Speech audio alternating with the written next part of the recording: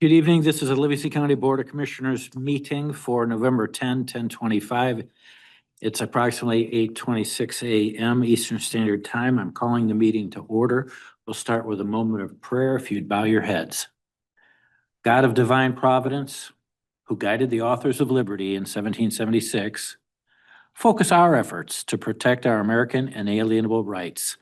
Center our decisions on the sure foundation of life, liberty, and the pursuit of happiness, as we limit ourselves, remembering we derive our just powers from the consent of the governed. Keep us within the due bounds of law and the moral rectitude of our intentions. May peace and prosperity prevail in all of Livingston County and the United States. In Jesus' name, amen. Amen.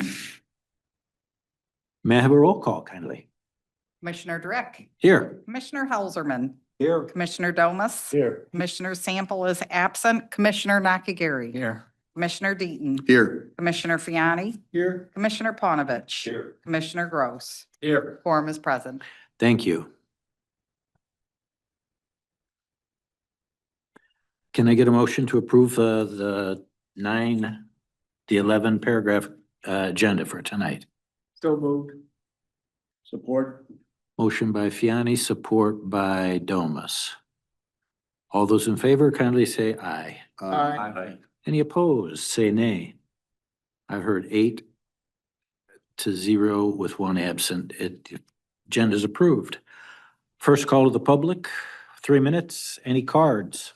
I do have two, Mary Ann Barger, but I don't see her here from Cohocton Township. And Steve Williams, Marion Township. Mr. Williams, you've got the floor.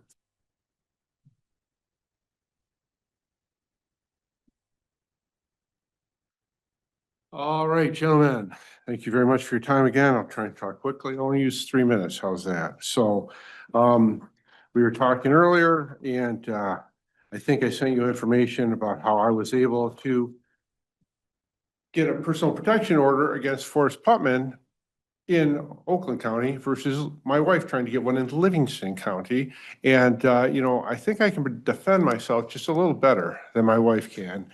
And she has many more examples of harassing behavior. And yet it was denied by this judge after 3 days of testimony. Now, Oakland County took a couple hours. You guys want to know where the time is going in your courts, start looking at that. One of the things that was testified to is the fact that if my wife went to school to greet Gavin because he was being sent to school with no backpack, no lunch, no boots, no snow pants, Forrest would chase after her to scream at her because he said, "This is my time, you can't be here." And she would have to go hide in the girls' bathroom. Now, Judge Susan Longsworth's solution for this was to bar Heather from going to school. First, she said within an hour of any exchange, any drop off or pickup time. Then she said 4 hours, essentially blocking her from the whole day. Now, so Gavin shows up on those days with no backpack, rarely a lunch, no boots, no warm pants and everything. But Heather is blocked from going in there to see him. And to make it worse, now it's not the bio dad, but it's the bio dad's girlfriend who drives from Sterling Heights to Pinckney to drop Gavin off and pick him up every day. So now the child has no access to either parent for the full day. Parent can't go in and read, isn't supposed to come and volunteer to school. Heather used to volunteer at the school. I still volunteer at the school because the judge probably doesn't know that I'm there. But I didn't have these problems with Forrest. Heather did. And yet our Oakland County judge seemed to see things a lot more clearly and a lot more quickly than Livingston County. So when you look at, I remember those requests for visiting judges and everything when judges got backed up. Keep that in mind, please. Now, the gal, the lawyer guardian ad litem, who has been assigned, who I've sent you documentation about what the responsibilities are and everything. You notice there is nothing a gal can do that the judge can't already do. The gal has no limits on their charges. There are no restrictions. She just writes things up, sends out bills. There's now over $10,000 since April 29th when she was appointed. $10,000 between the two parties. Now that is approximately 20% of my wife's income for the year, which she hasn't been able to pay the full amount. And so now what did the gal do today? Submitted yet another motion, which I emailed to you earlier, and trying to hold my wife in contempt of court for not paying her money that she doesn't have. And the gal spends her time coming up with stupid suggestions which don't help the child, and she's seen the child once in 6 months, doesn't even have an appointment to see him until December. Thank you.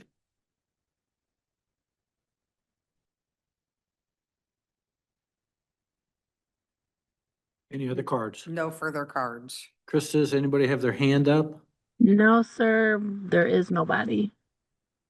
I see none. Also, call to the public, item 5 is now closed. Item number 6 is resolution for consideration. 6.1 reads 2025-11-152.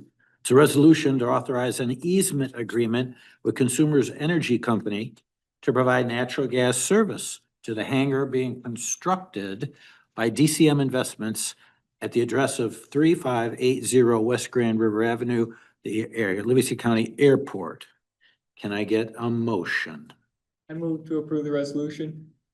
Support. Motion by Fiani, support by Domas. Any discussion? Any questions? Commissioner Nakagiri, you have the floor.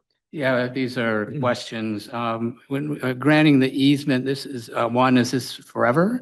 Two, I mean, is there any, do we get any money out of this thing?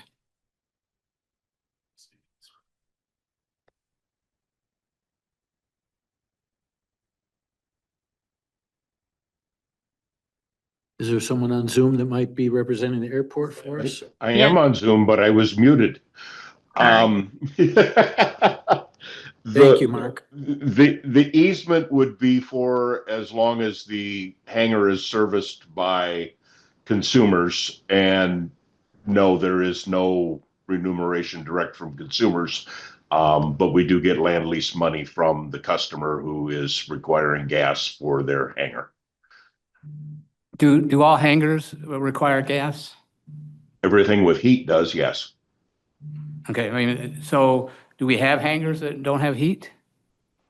The ones the county owns do not have heat. All of the privately developed hangars have heat and gas service. Okay, all right, thank you. Any further question, analysis, or discussion? Seeing none, I'll close discussion. We'll go to voice vote. All those in favor of resolution 6.1, kindly say aye. Aye. Any opposed? I'm hearing a vote of 8-0 with 1 absent. Passes.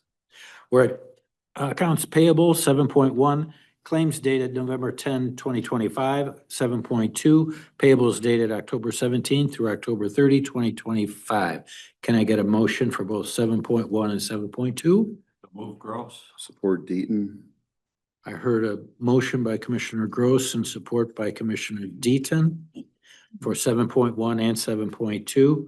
All those in favor kindly say aye. Aye. Aye. Any opposed? I'm hearing 8-0 with 1 absent. Passed. We're at call to public number 2 for the evening. It's a 2-minute matter. Card.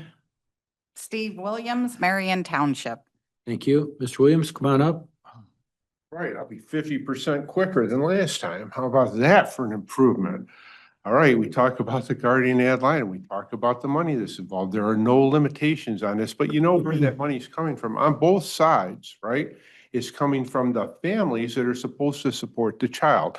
So that means $10,224 that could go to Gavin, or if it's another family, multiple children, is going to a lawyer from Washtenaw County, who just submitted a giant motion today. She is going to want me to pay for this, and she lied about me in the motion. And she told a falsehood that I'm sure she was told by Forrest Putman, but she did not check it. Now remember, PPO proceedings are now public. That's why you can't put personally identifiable information in your supported documents. She could have checked that. She could have found out he was lying. Now I have to pay another lawyer to go tell the judge that she was lying. And all they have to do is check the documentation to begin with. Remember, this is the same one that went through 3 therapists to find one, actually 4 different offices, but basically appointed somebody that we paid to go see twice. Heather went once, I went once, And then the therapist said, oh, I'm too busy. So then she went to somebody else, I was actually doing the research, sent it to her. She was so insulting, because it's my wife that's emailing her. She said, well, I will have to make sure that you're telling me the truth. And then pulled up some guy from Dexter. Now, 200 and some mental health professionals that accept Blue Cross Blue Shield within 25-mile radius. She picked somebody from her hometown in Washtenaw County. It's not too far of a drive for us. It's farther for both parties, though, meaning the child is going to be subjected to even more time in the car. Now, think about this. I don't know if you guys have ever worked on the east side, but the drive sucks. It really sucks. I work in Warren when I'm working. Oh, by the way, she wants my money even though I haven't had a paycheck in 5 weeks. So, and this is not a judge. This is somebody who is appointed to suck money out of your constituents. Thank you.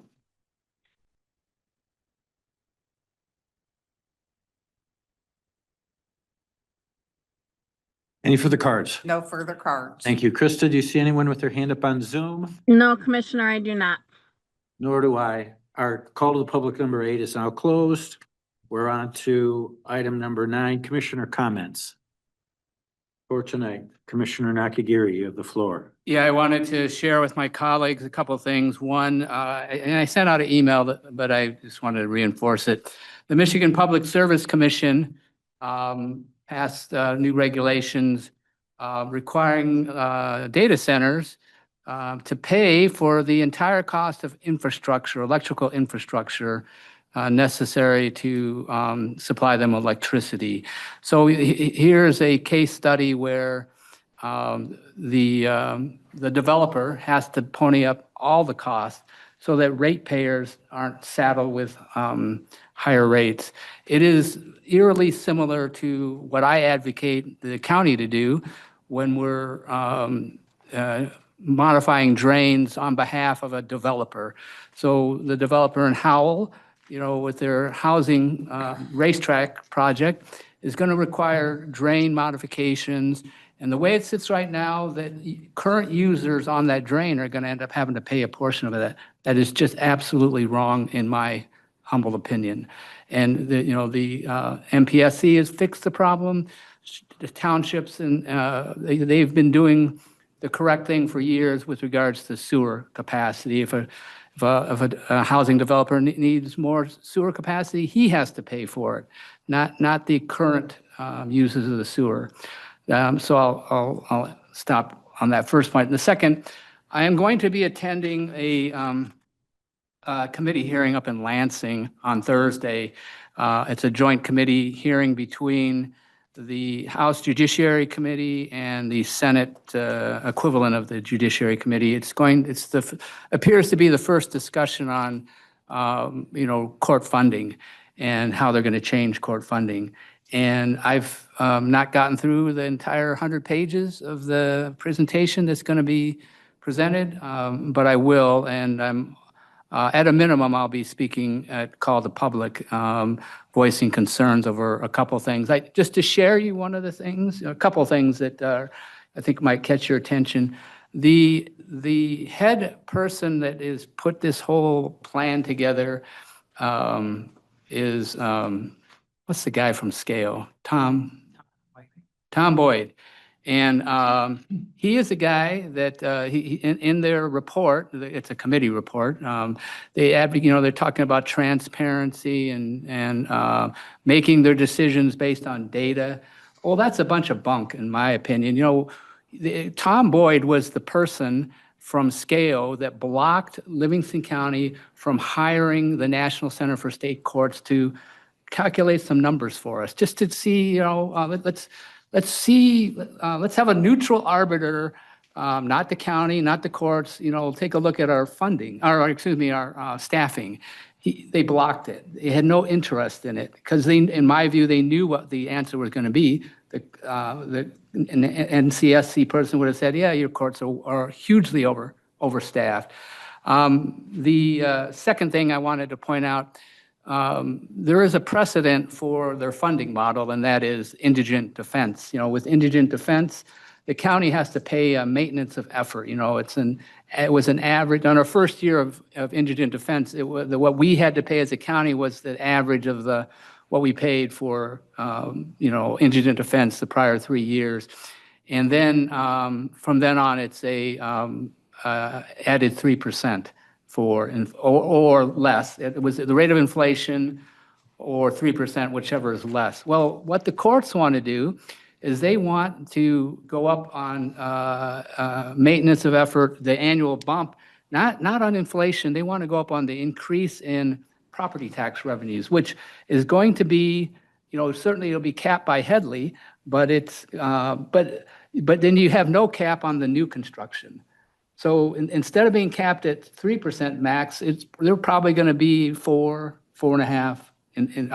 It would be our annual, if we went back and looked, on our property tax revenue year over year, what of our increases in property tax revenue, whatever that percentage is, the courts want. And so they know what they're doing in terms of trying to wrangle out more tax or to more money out of the counties. And this and what I just said illustrates that. I'll also say this. The maintenance of effort fee that we'll be charged is an average of what we've been paying for the last 3 years for operations. And it's about $6 million because they're going to the courts will take all of the grant funding. They will take all of the fines and costs, and that'll go to Lansing, and we will not see as much as we see today. They'll redistribute it to whoever's politically favored by the Department of Treasury, because this is going to be managed by the Department of Treasury. But in terms of this our maintenance of effort fee, if it's going to be based on our current staffing, which we already know they're way overstaffed. If we were to implement, if we had the guts to implement a headcount freeze, that it still wouldn't matter, because if we reduce headcount through attrition, our maintenance of effort fee is still going to be the same. How, for lack of a better term, slimy is that? But I will be going through the report with a fine-tooth comb. I'll be writing up concerns for our policymakers in Lansing, and hopefully they'll take them into consideration and do something about it. So, Thank you for that report. Any other commissioner to report? I'd like to say. I'm sorry, commissioner comments. Go ahead. Comments, yeah. I went to Detroit on election day, was a poll worker, and it's not a volunteer position, it's a paid position. And I went to the same place that I went last time. Last time there were 2 people that were not allowed to vote because they had changed their address too close to the time of the election, and they hadn't got their paperwork back. Well, they could go 5 miles in Detroit, 20 minutes or whatever, but neither one of these people had transportation.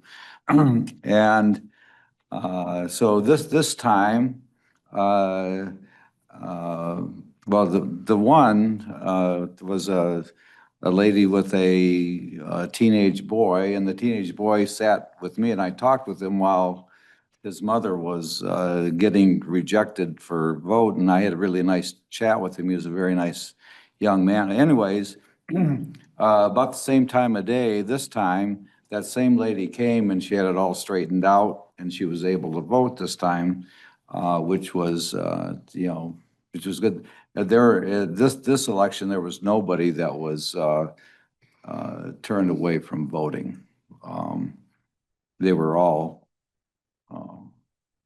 and so it was a very good, I was born in Detroit, on the east side, and have a affinity for Detroit. I like Detroit. So it was a very good experience for me, so.